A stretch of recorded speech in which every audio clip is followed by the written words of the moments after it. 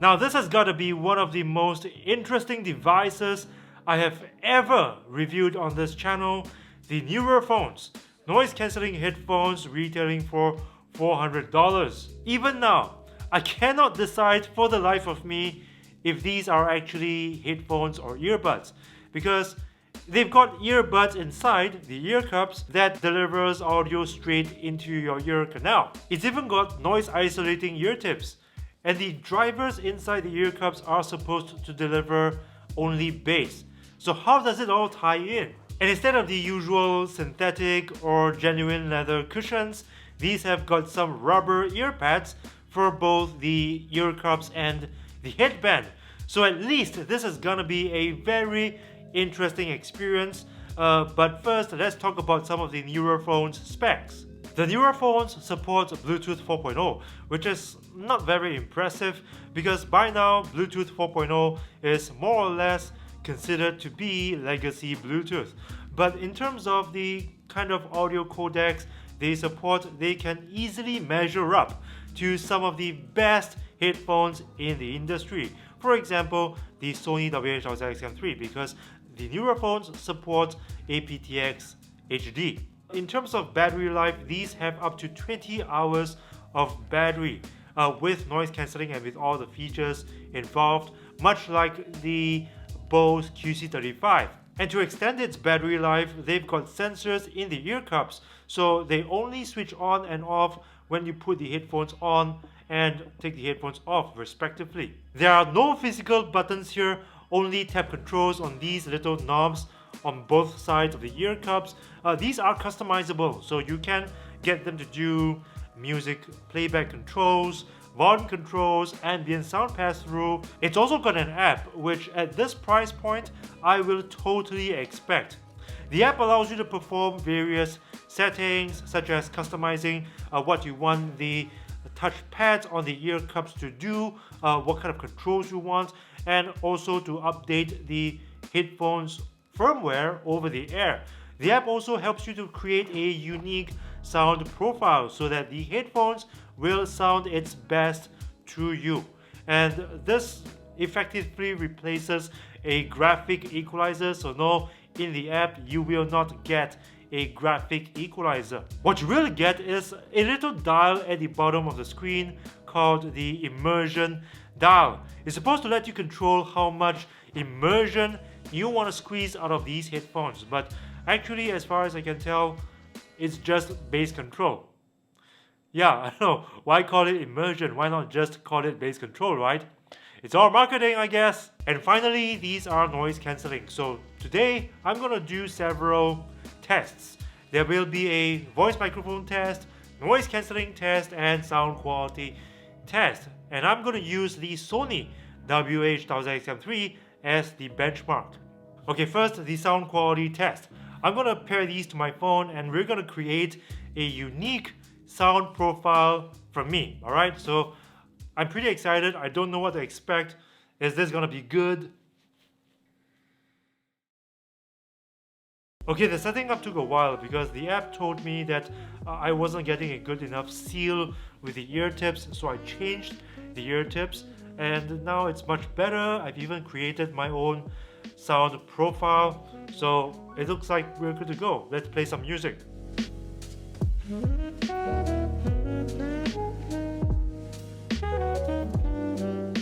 Yeah, it's not bad.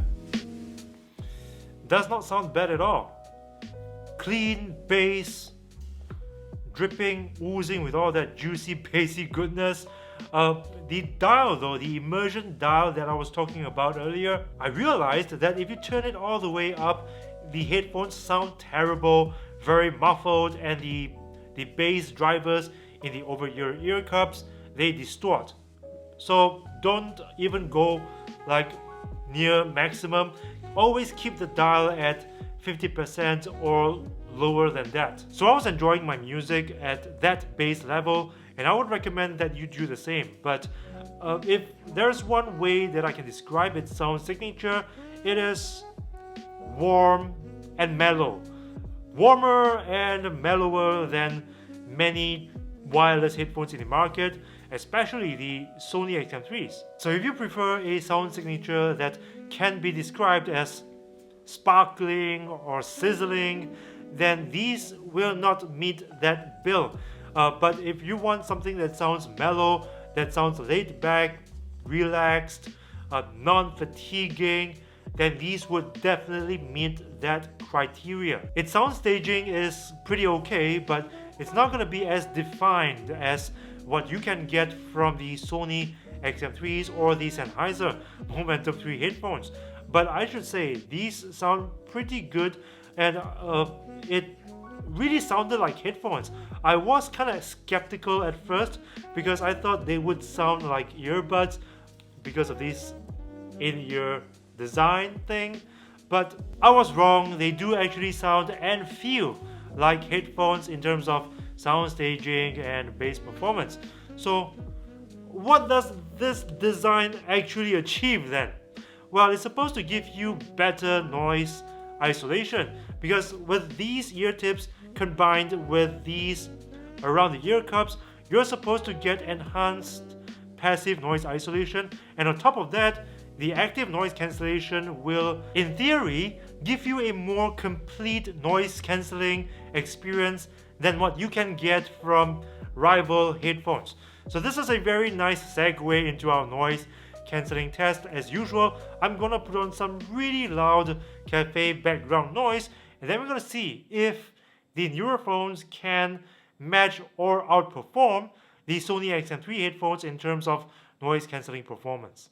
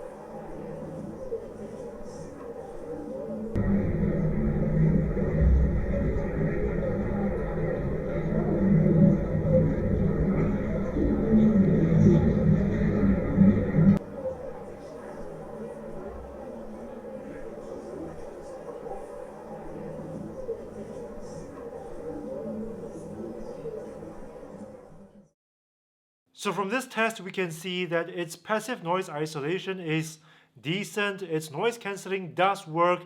It did bring down a lot of background noise, but till now, the Sony XM3 headphones are still the king of noise cancelling headphones. But a very good effort by Nuraphones. Really, its noise cancelling is indeed pretty decent. Alright guys, it's time for our voice microphone test. As usual, I will be playing some really loud cafe background noise, and I'll be recording a voice memo on my phone. And we'll see which one will perform better for voice calls in noisy places. Background noise, Nuraphones, record.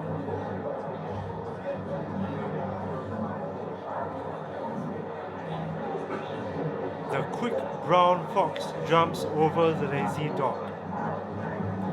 The quick brown fox jumps over the lazy dog.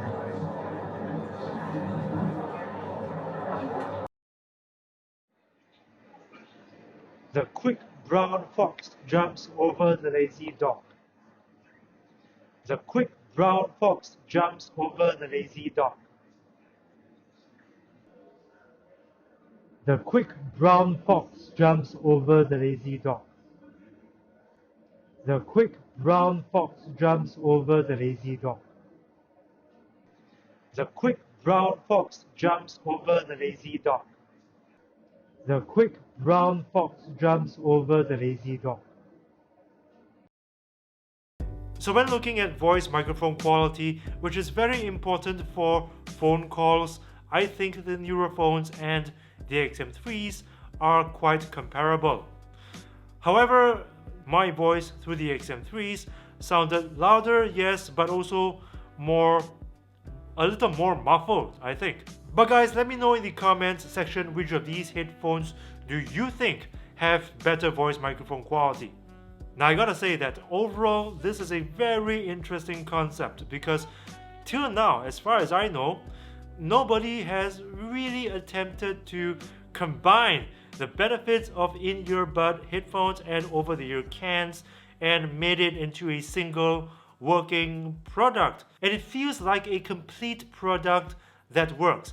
Its sound quality is good, it's mellow, yes, but it's also non-fatiguing and it's very comfortable to listen to. A very forgiving pair of headphones.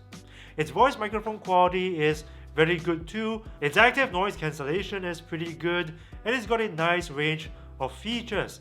aptX HD, audio over USB, I don't think I mentioned that. That Nura app was great, and it's got so many options for customization, and you can create your personal sound profile too. Now, that is very important because I've had the opportunity to try these headphones without a sound profile. So on the default audio setting, and my god, they sounded terrible. So if you want to enjoy these headphones like you should, create a sound profile. Now of course, like with every product I've reviewed on this channel, there is always room for improvement.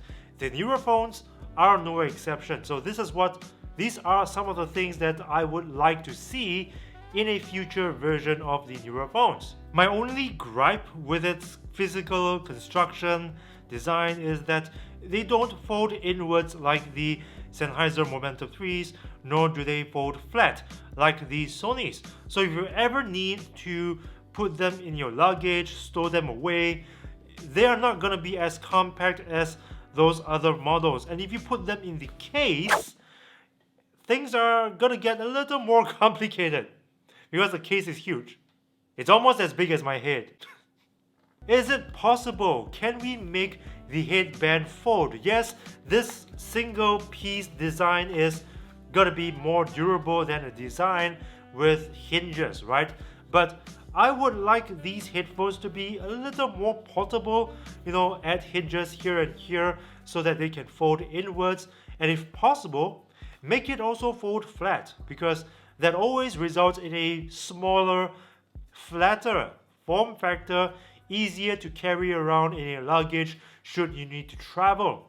And is it possible to make the ear cups also a little more articulating? Because this is what I had probably the most difficulty with. The headband could clamp on my head pretty well, but due to the fact that these ear cups are not articulating, I often had to readjust the ear cups a little bit more to get that desired seal, for the best noise cancelling result. And at this price point, I would really expect these headphones to support a USB-C charging cable.